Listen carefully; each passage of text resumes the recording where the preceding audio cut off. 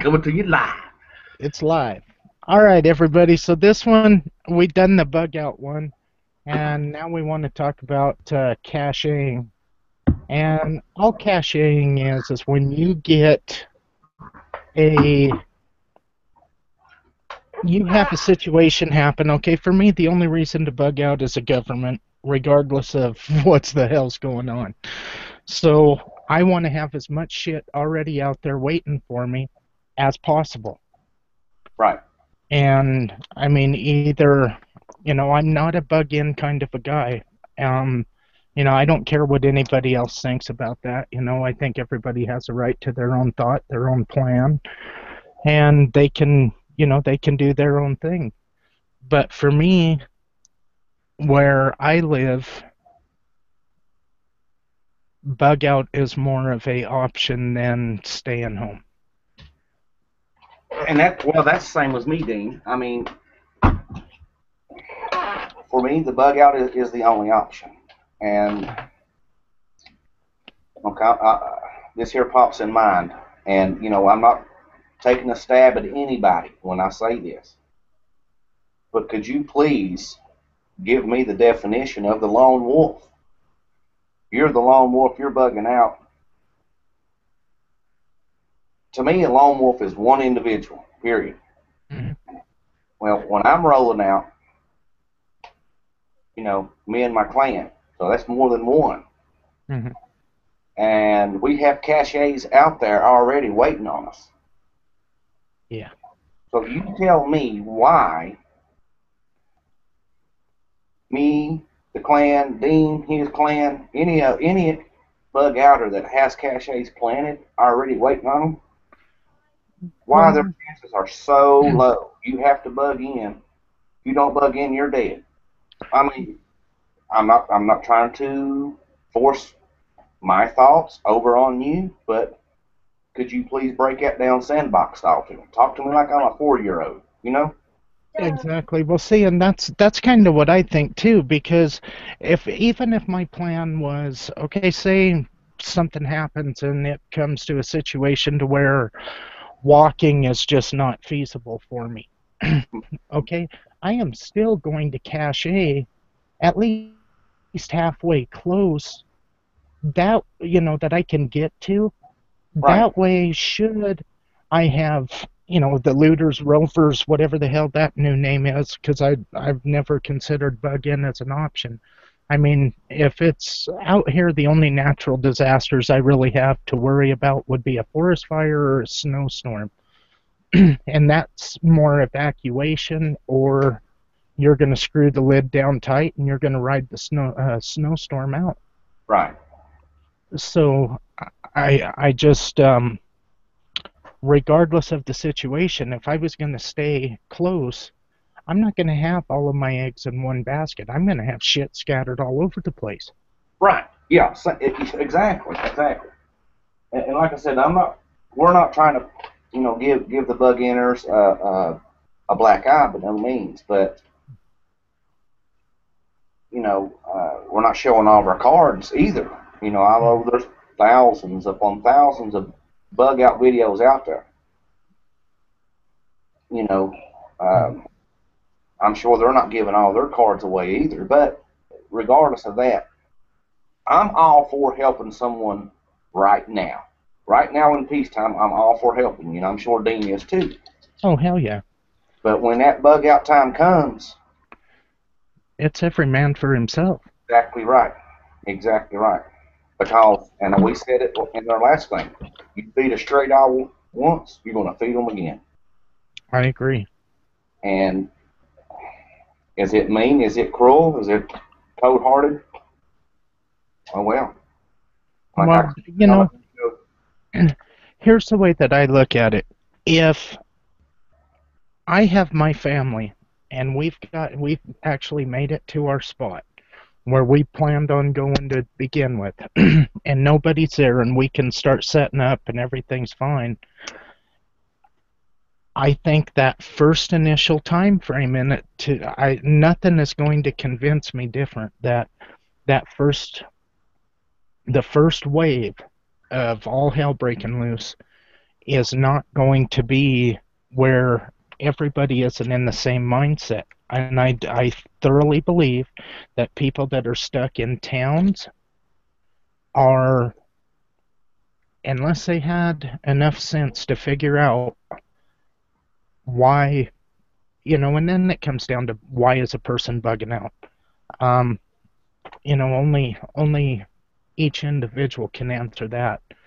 And Yeah. that's, so for whatever reason, somebody decides that they're going to stay home, I figure that I can kind of see it, but yet I I see can't. it as a I security. Well, yeah, you're going to have that. It's a false sense of security, I think, Yes, because sir. you're going to have everything that you're used to looking at. I mean, I wake up in the morning, I see my computer, I see the telephone, the alarm clock, and then I go to the bathroom and I could give a shit less about anything but my computer that's in front of me. Right. Now, if the electricity goes down and all hell goes loose, then my computer don't mean shit to me, but it's going to actually be more of a stress factor because I can't turn it on and see what everybody else is doing. To Right. where if I'm out away from here, I know exactly what I've got to do. I've got to the kids are going to have their jobs, wife is going to have her job, everybody's going to have their own job, to where it's coming together for all of us to be able to maybe have a good hot dinner that night. Right. And that's where the cachets come into play. See, and I think so too. But I also think that with the cache, for me, I think that the cache is more of a fallback emergency, because I don't want to go out there and think that I've got 300 caches out there and I don't have to set traps, I don't have to hunt, I don't have to fish, Right. because I think that the cache, what you're doing is you're trying to supplement yourself through times where it's going to be definitely difficult, really hard, and I'm more worried about tools, because I think tools are going to be something that you're not going to just throw in a backpack and take off with. Exactly. I I mean, mean, you think we're lying? Put 65 pounds of metal on your back and head out in the mountains. It's different than 65 pounds of clothes. yeah. I mean, it wants to draw straight down to your ankles. Mhm. Well, yeah, and But I mean, I, I I don't think it's going to be too long before all the dead wood that's on the ground is gone. I mean, I can remember 10 years ago when we used to go up camping here on the mountain, and hell, you could walk a circle 45 feet and you had enough firewood for a weekend. yeah, Nowadays, you're having to travel out a little bit if you're not pushing down dead trees and sawing them up. And I mean, it's different. There's more people out there and everything like that. Now, I don't want to sound like a broken record, but something that I thought was interesting, and I hope the guy that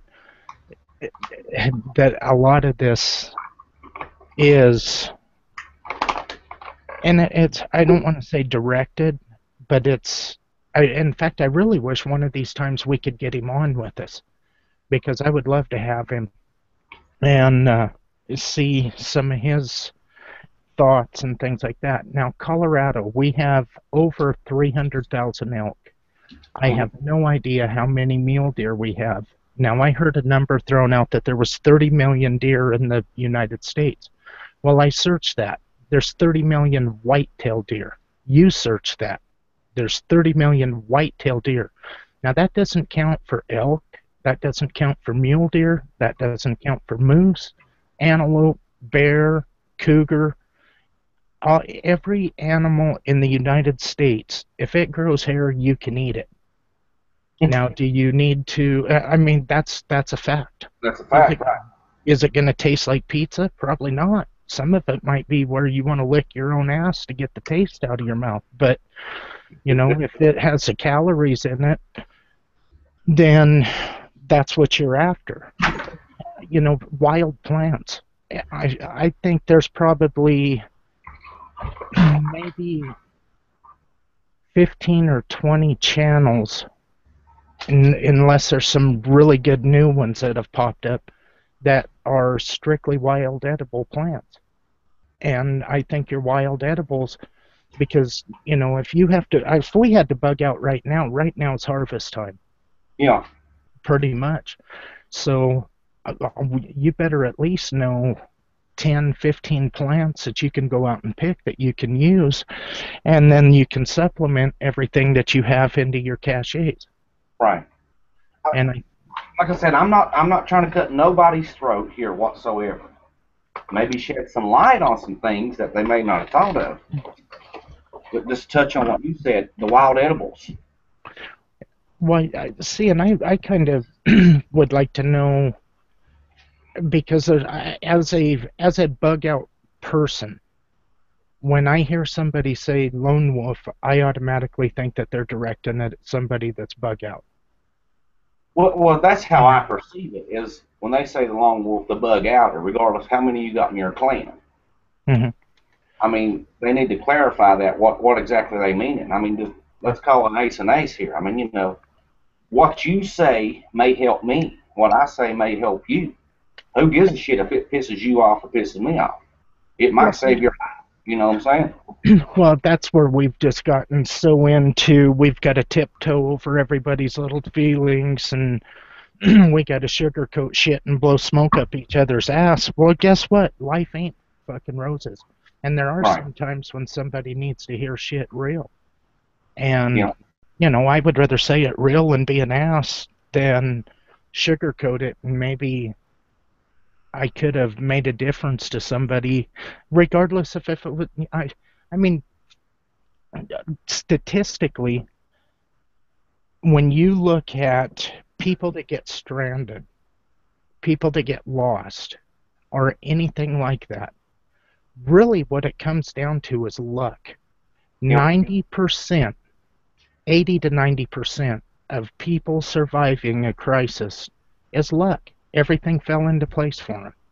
You know, Right. yeah, they may have had some skill, and they may have had some equipment with them to help make it easier. Hmm. But the bottom line is luck plays more of a factor into it than a lot of people want to give credit to. I agree. Okay. Well, let's talk about this. Our four basic needs. Uh, fire, water, shelter, and food. Food is always on the last end, and that's in a survival situation. Well, now that's a night and day difference. Survival situation meaning, okay, I just took my car on a cliff in the middle of nowhere, then versus having to bug out. You know, Yeah. which reverts us back to the moral of this topic, caching. Food is going to play a major part of your survival. Because if not, why are you bugging in and have 20 years of food in your house? Why are you bugging out and having thousands of caches out there? And you touched on it a little bit. Just because you, I, or whoever has got the caches out in the mountains, that doesn't mean for you to go digging things up every time you get hungry. Those are for the cold, rainy nights, for the 3 days that you never got a deer or chipmunk or fish, things of that nature. It's a peace of mind that you know you can fall back onto it. That's what I'm using mine for, you know. But And we'll see, and a lot of mine is tools. I mean, I live in the mountains, so I mean, it's not that out of the way for me to be thinking of some kind of a permanent structure. So a cabin. I don't know about anybody else, but if I have a small hatchet or a little forest axe, chopping those logs to make a cabin could be a real pain in the ass, and a yeah, bow saw. But now if I've got a good buck saw out there, and I'm talking the old buck saw, it's the double jack buck saw where you got a guy on each end, and you burn through a tree in 5 minutes as opposed to chopping for 20 minutes to get your notches in it so it'll fall. Well, now, during that uh, outdoor living series that I did, I took a standard, and I intentionally did it. I wished I didn't, but it was a standard little bow saw. And it kind of looked like a bow and arrow, you know, because it come up on a triangle. Well, it took me, it was either 10 or 12 minutes to go through a 12-inch tree, and it was dead. It was down. Yeah. Now, imagine that being a live tree. Yeah, okay, well, you might be able to shave through a little faster, but still, it whooped my ass. Plain and simple, my ass. Well, now if you're doing a 10 log high cabin, that's 40 logs, and that's just the walls. That's not the roof. That's nothing else, and that's not cutting out windows. That's not cutting out the doors or anything like that. Right. So, you know, I mean, think about a good saw and a good sharp axe. And Yeah. there's a difference in axes. You have splitting axes. You've got felling axes. I mean, so I think a person really needs to take a good look at the big picture and, you know, what what is it that a person is going to really, you know, what is your plan? What is the entire plan? You know, I'm not talking run out there for the weekend. I'm talking going out there and shit's bad to where it might be where you're like that woman they found over in Siberia. You know, 70 years later, they find this woman, and she's the last surviving member of her family that bailed during World War II because Stalin was putting people out to die anyway. And so the guy took his wife, his kids, and off they went. Yeah. You know, I mean, so for, you know, yeah, and that's another thing statistically, but that's just one person that they found in the last, I believe it was 2 or 3 years, and she'd been living out there since the 1940s. Now you got here's an analogy. You got Tonka toys, which is bushcraft items, the little floating saws, the little Wetterlings, and then you got the big boy toys, which is what bushcraft or woodcraft came from. Why would I want to carry this big axe and this big saw to do the same job? Well, you're doing it on a weekend or something. You're not doing it professional. Yeah. So from here out, I'm going to call bushcraft tools Tonka toys. Well, see now, and I can see, you know, I see both sides of that. I can see where, okay, a lot of the, I mean, let's break that one down right there. Here where we are, we're able to go out. Now you go over to the UK where a lot of the bushcrafting, Ray Mears made bushcrafting. That's the way that I see it. And it was kind of I see it as a weekend, maybe a week-long thing, but there is no way in hell you're going to get me to bug out with a folding saw and a little hatchet. No, neither am I. Neither am I. I mean, I'm sorry, it just ain't going to happen. I'm not trying to be a dick about that either, but I want real shit, and I'm going to be looking at what professionals. If I'm driving down the road and I see a crew out there building a log house, I want to go see I want to see what their tools are, their hand tools. I could give a shit about the power tools because it's not like I'm going to be able to plug something into a current bush and fire it up. Right. But I want to know what those hand tools are, because those hand tools are pretty much the way that I see where things are going to be at that we're going to need. And that's, braces, you know, things of that nature. Chisels. I mean, well, what about an old hand drill? Your old hand crank drill? Them old egg beaters. Yeah, I got 2 or 3 of them. Yeah. 2, matter of fact. Well, let's go ahead and throw this one out there. Well, they always say statistically the community you know, the communities, the bug inners, you know, have this 10, 15, 20, you know, man community. I see that as a target on your forehead. Yeah. I do. I mean, what I was getting at was like, okay, you have this little town. Okay, let's say out west. When they migrated out west, little towns popped up here and there. You know, somebody was holding down the fort for X amount of days or years before other people came out. And then the community came. Then it made the workload lighter on the other individual. So I mean, there is where, to me, in my head, is where the statistics come into play. Mm-hmm. So I mean, you had to have that pioneer out there prior for the community to come up. Although yes, they did go out in wagon trains and things of that nature. But if oh snap, the mountain men, I'm drawing a blank right now. Well, see, and that's where I run into the trouble when I hear lone wolf. Yeah. Some of my heroes were mountain men. Mm-hmm. I mean, Jim Bridger, Jeremiah Johnson. Those guys, they were as lone wolf as you can get. Them and their pack train. Yeah, and I mean, now I don't know. Okay, let's stop right there. What equipment did they have? That lone wolf, what equipment did they have? They had an axe. They had 2-3 pack horses. Yeah. And they had a saw, they had an axe, they had knives, they had gun, they had powder, and then they didn't have shit. When you really look at what they had, they would go to rendezvous to get the stuff. If they were going to build a cabin, they would go to the rendezvous if they didn't burn holes through.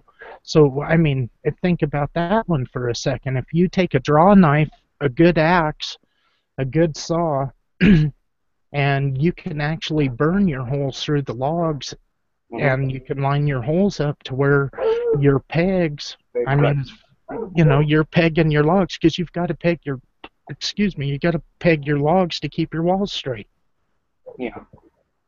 So. Okay, all right, now, I know a lot of people who like to put a lot of clout in Horst Keppert and Nesmith and all them. But, they say, well, if you have a list, you're going to have a list along your arm by the time you get done. Yeah. Well, I look at them as nomadic, going from this camp to that camp to this camp to that camp. Uh-huh. You wouldn't need a list as long as your arm to go from point A to point B to point C. Mm-hmm. Because everything, that entire list is at each little camp that you got set up. Yeah, exactly. And that's something that I think a lot of people don't look at. And that's where, I want to go back to the community thing for just a minute. I'm not saying that everybody that wants to do a community, because I think that in some cases a community could be good, depending on where you're at and if you've already got that community formed. Mm-hmm. Now, if you haven't and you just want to meet everybody with open arms, I think you're setting yourself up. Well, I do too. Well, okay. Well, let's look at this on a military scale. You have a company of infantrymen. Uh-huh. Well, those infantrymen, they got scouts to go out and intelligence. Yeah, they're not just riding blind. To the infantry command post. I'm not saying for every lone wolf or bug outer to be friends with the community, or even be enemies with the community. But those of us who are bugging out, and let's say we are bugging out, and during our travels we roll up on a community, yeah, they're probably going to be hostile to us, like that Native American analogy we use. You have the Cherokee and the Apache, which never did meet each other, but still, you stay on that mountaintop, I stay on this mountaintop. We'll look at each other all day long, but as soon as one of us crosses that valley, it's a war. Yeah. Well, see, and that's That's proven. All anybody has to do is look at a little bit of history to see that. Here's kind of the way that I look at a community. Look at Quantrill's Raiders in Lawrence, Kansas. Kansas, right? I mean, those guys rode in and they burnt that town to the ground. Now, if you have that many people, granted, you might have a little bit better weaponry now, but every time that a shot is fired, that's a shot you don't have for self-defense. Mm-hmm. So if you can get out to a place where you're not on the defense as much as you would be, because a lot of my trouble with a large number of people is it's that many mouths to feed. Now, if you and 5 other people in that community were hardcore, I'm talking the hardcore preppers that got the 15 rooms full of shit and all of that, and you're bringing in some other people that only have 1 or 2 rooms, now how is this going to balance out? You know what I mean? Because there's going to be a point where animosity just kicks in. I don't care. Right, yeah. It's human nature for animosity to kick in. Well, why is this guy eating our mashed potatoes when he only had a couple of chicken legs to donate? Yeah. And I mean, people can't get along now, and shit isn't even bad. Now, can you imagine when all the stress is happening? I mean, I don't know. I mean, and don't mean to beat a dead horse, but you know, we said it amongst ourselves, you know, in our private chats and all that, and then we said it in live hangouts too. You have to become friends with your ugly side. Yeah. You have to come to terms and become friends with that puppy right now, and be able to turn it on and off like a light switch for that day to come. I agree. If you fail to prepare now, you're just preparing to fail later. Period. Plain and simple. Which takes us right back to the cachets. You know, $5, $10 here. Double down on your canned goods. Your per mail dollar store $2 meals. These will go up inside of a 4-inch turd tube. They're already cooked. All you gotta do is heat them up. Mm-hmm. I mean, and no, I'm not endorsing Dollar General here by no means, but got a 2-year shelf life on them. On your cachets, have a log 001, 00350. If the first item goes in that puppy is 2012, everything in that cache should be 2012. Yeah. And when it's, let's say it's running out January, well, in December, you better be going back to that cache and digging that puppy up and rotating it. Bring that 2012 food home and eat it. You know, although we're in 2014 here, but still, I mean, you get what I'm trying to get to say here. There's a couple more little things I was wanting to hit on tonight, but we kind of like reared off a little bit. But, well, here's one I seen on YouTube. There was a kid in Arizona, and it's the Mogollon. I hope I'm saying that right, but the Mogollon Rim. That was where he was planning on bugging out to. And there's another guy that does a lot of Bigfooting over there, and he found one of his caches, and he took it to the sheriff's department. I mean, it's on video. You can go to Susan Farnes, or I think it's Susan Farnes, and you can go through his videos, and he finds a cache and takes it to the sheriff's. I always wondered, why didn't he just leave the damn thing alone? But, you know, people do whatever they do because, I mean, let's face it, not all of us are of the same mindset. yeah. I mean, there's people out there. I watched a video today that blew my mind. A reporter in New York was asking people about Ebola, and one of them said that, what the hell did she say? It cracked me up, and I thought, we're fucked. He was in Iron Man suit, right? I watched the same video. I think it was, and it's like, yeah, it's like, God, how are I guess we have become so involved with our own daily lives that we're more worried about making it to work, making as much money as we can, and then going home to turn around and do it all the next day. all the next day. And I mean, for me, sometimes I mean, I can go way deep into the tinfoil shit, but I just, I just think that it's all about everything that our government is doing to me shows me the signs that I don't have to worry about a snowstorm or a forest fire. I need to be worrying about what the hell this government's doing because they're not doing anything that's for our good or our benefit. Yeah. I mean, that's just the way I see that one. Go for it, Joe. I'm going to answer a few comments. Well, I mean, that's the way I see it. I mean, I don't see, when I say bug out because a volcano happened, earthquake happened, snowstorm happened. That's evacuation. You're just evacuating. To me, bug out, and we said it a million times, is something that is national or global.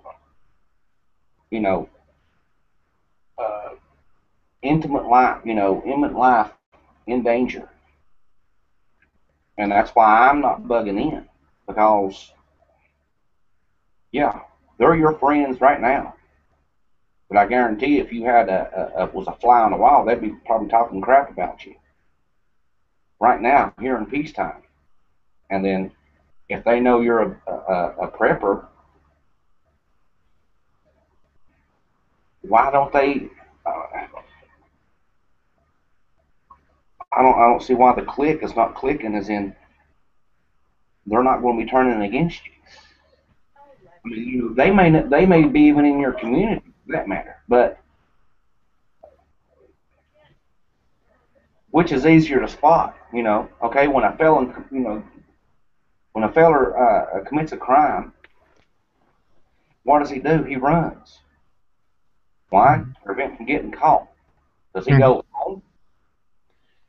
Does he go home hoping that, all right, well, they got my identification. They know where I live.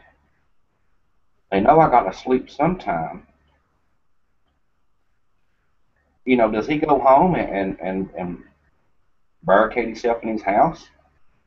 No, he runs. He flees to the mountains. He goes to the places where rabbits don't go. Yeah. I know a lot of them run straight to the house, and that's how they get caught. They think, oh, I get home, and that's Yeah, the end of it. I was home all night. yeah. Yeah, that's why the surveillance camera picked your dumbass up. Now, whether this is the truth or not, I don't know. But what is it? It was a TV show. Uh, it was an old man from Canada. He was on horseback and he tracked you. It was a game, is what it was. If you beat the tracker, you won something or whatever.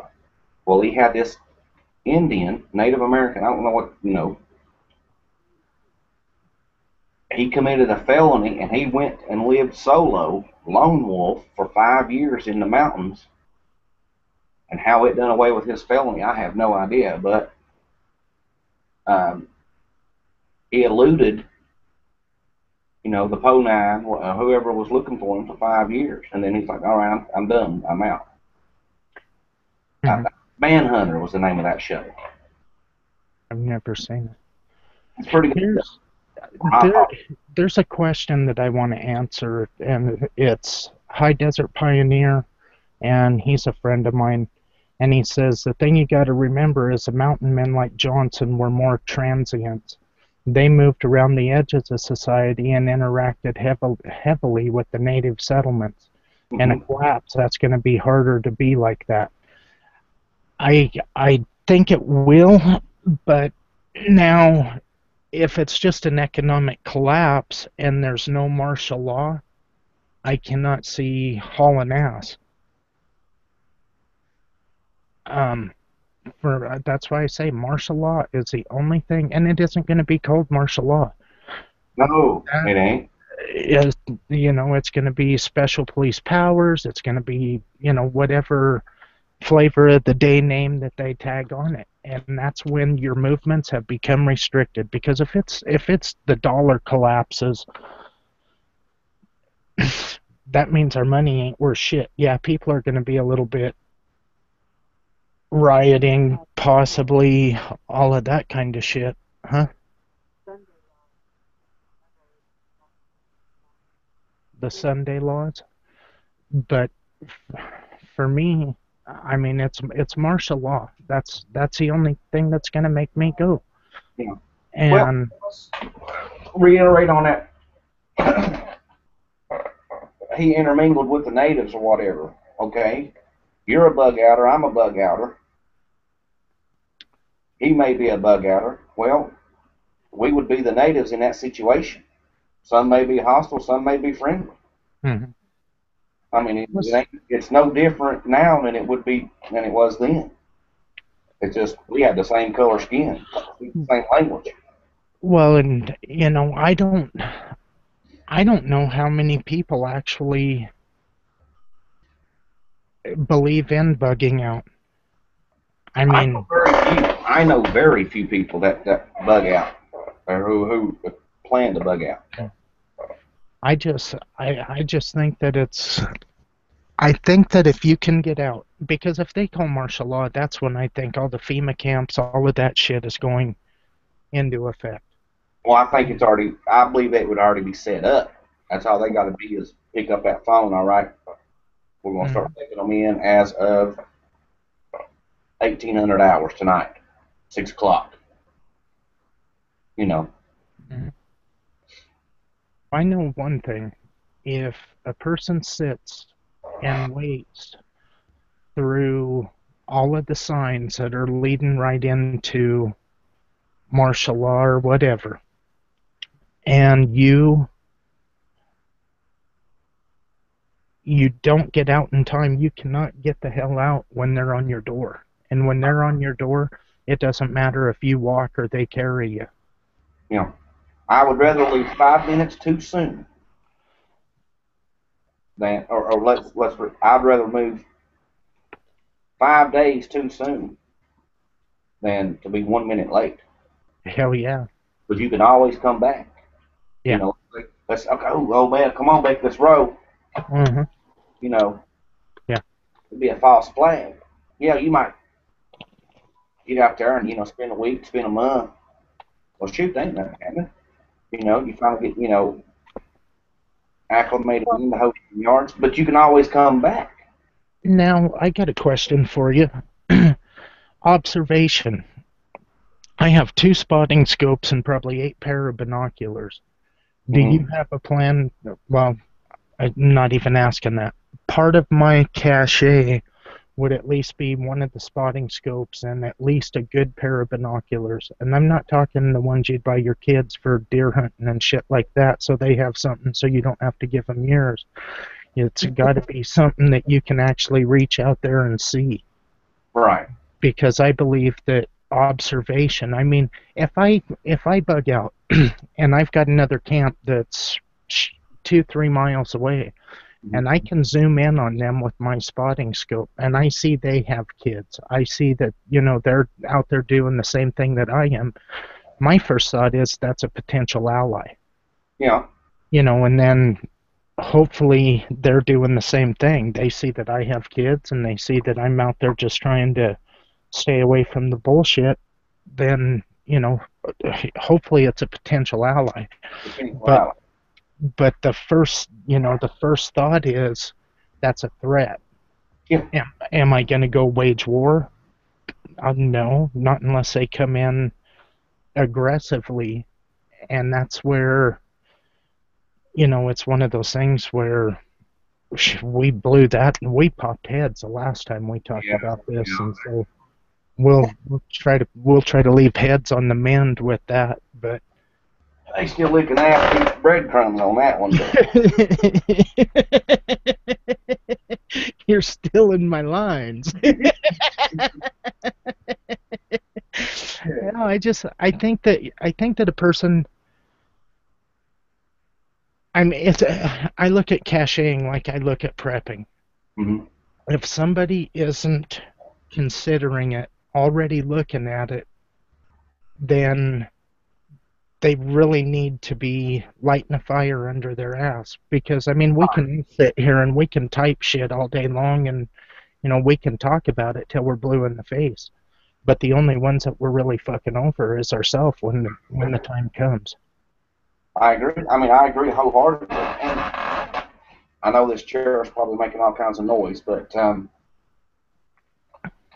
we're doing the same thing. We're just going about it by different methods. And Mm-hmm. like I said in another video, there's many paths that lead to the top of the mountain, but once there, we see the same moon. Uh-huh. You're bugging in, you got all your eggs in one basket.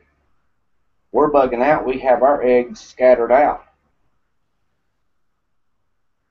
The ultimate game is to survive, to live another day, you know. And then, okay, if you want to get all religious and Christianly and all that stuff, the flesh doesn't want to die, people, you know. And Jesus proved that in the garden. When he prayed, let this, if it be thy will, let this cup pass over me. That was his flesh talking there. But don't even want to go in that aspect because religion and politics, you don't talk about it. The flesh don't want to die. Yeah. Well, I mean, if anybody really wanted to die, why are they still taking up oxygen? Well, true. That is I true. mean, in all honesty, I mean, I know I don't want to die. I I know don't I'm want to die. gonna. Every day I wake up, I know I might one day closer to the one I don't wake up. Yeah. But yeah, and I think with the cachets, I think all we really wanted to get out there was, you take a tube. It can be 4 inches, 6 inches, whatever diameter, whatever length you want to put. And you glue on a waterproof end cap. You fill this thing up, and then you glue the collar on. It's got a screw-in insert lid. I would Teflon tape it just as a moisture barrier. You can throw in some what the hell are those little oxygen absorbers? Throw Hand in a warmer. couple hand warmers, and you've got the oxygen out of it. You bury them underneath your frost line, Yeah. and then you kind of gonna have to have a sense about you to where you can tell where you're at, where you're close, because you don't want to, like me, if I take 15 of them out here and I put them on the mountain, that's a hell of a big mountain for me to be trying to dig the whole side up so I can find them. So Yeah. you got to know, you need some kind of navigational skills with landmarks. I mean, and you need to know this place in the nighttime. You need to know it in the daytime. You need to know it in the fog, in the snow. I Yeah. mean, And come at it at different angles, not just yeah, one direction at all times. yeah. Because like I tried to hit on that video last night, on the turd tube. My house is here, my bug out's out there. Well, from here to there, a lot can happen. I have to divert off of my main trail somehow. That's the reason I've got my stuff scattered out, to the four winds. But I know where they're at, and I know how to get to them from different angles, and I know what the land terrain look like at different seasons. Uh, but I'm right there with you, Dean. I mean, it doesn't take but a little bit of ingenuity and a little bit of get off our fucking ass and do something that just about 99.9% of the Americans have. They want to sit there and type, but they don't want to do nothing. When push comes to shove, they're sitting there holding the bag with their hands up like, how did this happen? Why me? You know. I said, I'm not to piss nobody off or nothing, but, I mean, if the truth hurts, oh well, if the shoe fits, wear it. Y'all know who yous are. It's just like the trolling. Why the hell you want to troll somebody for? Won't you man up, go reach up there and grab your balls off that mantle? If you got something to say, say it. you're not going to piss me off. You're not going to piss Dean off. You know. So But they why? might piss me off. I might tell them to take their opinion, put it on a sharp stick, and shove it up their ass. I mean, like that one. I know her name now, but still, she said I was a fear mongerer, yada yada yada, and I was bossy and all that. No, you just hadn't had nobody to ever tell you what to do, as in tell it to you like it is, sugarcoat it. Well, see, and I don't see that. I think there's a certain percentage of people out there that still believe that things can be changed by voting. You know, I I wish I still believed that. I really do. I honestly don't. I think that anybody that's a registered voter, your name has already been used. We ain't even had the elections yet. They're coming up, what, November 19th, 15th? Yeah, 16th, 19th. I don't know exactly when. So I think all that is, I mean, everybody that's registered, your vote has already been casted. Yeah, And I mean, I mean, that's just the way that I see it. The people that are running, they already know who's won, who's lost. It's all political theater. And so, I just don't see where anything political is going to save us. no, I think either no, the people either need to stop talking about revolution, about all of this other shit, and either it happens or just shut the fuck up about it. right. Sit back and take it, because I mean that's all I see anyway. And I mean, anybody that says, okay, jump up there and lead the way, I'm one person. And I think that's the way that everybody feels. It's going to take some form of a movement. Now, this deal that was going on down in Missouri, I honestly believe that that was supposed to be the starting point for it. Why? I mean, this thing's been going on for over a month and it hasn't died yet. Why? What is so special about it? I mean, that kid, I don't think the cops should execute anybody at any time. I don't think that's in their job description. I don't think that's part of their job. I don't think they should be armed. But at the same time, when you look at today's world, there ain't no way I'd want to be a cop not armed, No, especially in some of the neighborhoods a person has to go into. So, I mean, and don't get me wrong, I'm not flipping sides. I fucking hate cops. So, well, my thought is, we don't know who we're pulling over. Bullshit. You have a computer, you're reading your tag plate, mhm. typing in and in, they're running it in, telling you who it's supposed to be. Now, yeah, it could be a stolen car. Yeah, it could be. It could be little Granny Jones's car, but, thug down the street stole that puppy. Mhm. You know what I'm saying? Yeah. But like I said, I'm not in that aspect either. This was about cachet. So, Yeah. um, No, we drifted Nate, all over, but I think, what time is it? 7:52. I think we're gonna kill it, and I think what we're gonna try to do is try to do these once a week, and I want to get one set up to where I'm gonna try something new where we can do the Q&A in here, to where we can answer you guys' comments come right through the sidebar, and then we can answer questions and things like that as well. But anybody that doesn't know what caches are, I know this hangout really didn't help a whole lot, but check it out, because I think there's probably a few videos out there, and I know there's at least websites that'll tell you more about them. yeah. And I have one on my video I just made last night. Not to whore yeah, myself out, but no, you did. You made those. You made 3 of them, right. and I mean, yeah, that is an excellent video. So. And I understand you're going to have to look at differences in terrain, and I think what we may do is talk about different stash options. Yeah. I don't know if I want to go into that because I don't want somebody finding my shit. I would rather, but whatever you do, people, do not have GPS logging your cache. Yeah. Give us a brain, use it. Yeah. You know, short pencil is better than long memory. Write that puppy down. Yeah. Yeah, because nothing would be worse than to know you had a couple of caches out there and all of a sudden you're off by 10, 15 feet. Right.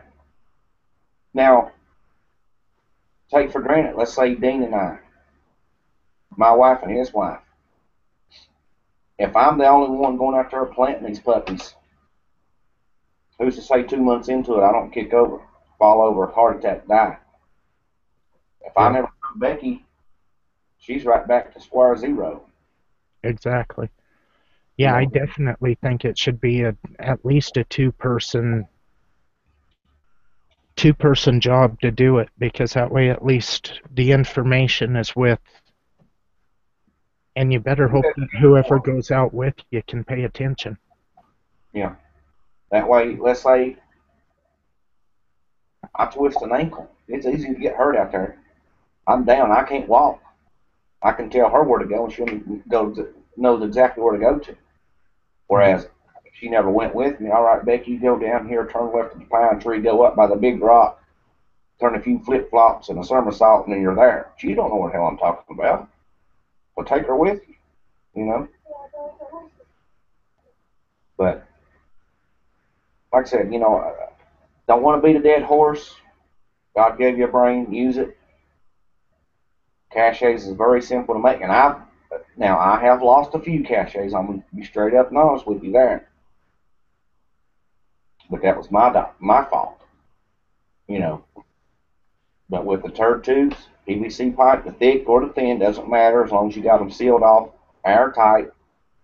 Get below the frost line. That's the name of the game. Getting below the frost line. Mm-hmm. People in Maine, I feel sorry for you. Yeah, I feel sorry for you. Yeah, if you're in Maine, you got to dig 60 inches to be below the frost line. That we looked that shit up last night, and it's like, I'd be buying dynamite to dig holes up there. All right, everybody. Joe, anything you want to throw in? Not at this moment, no. Not at this moment. Alrighty. Thanks for watching, everybody, and we'll catch you on the next one.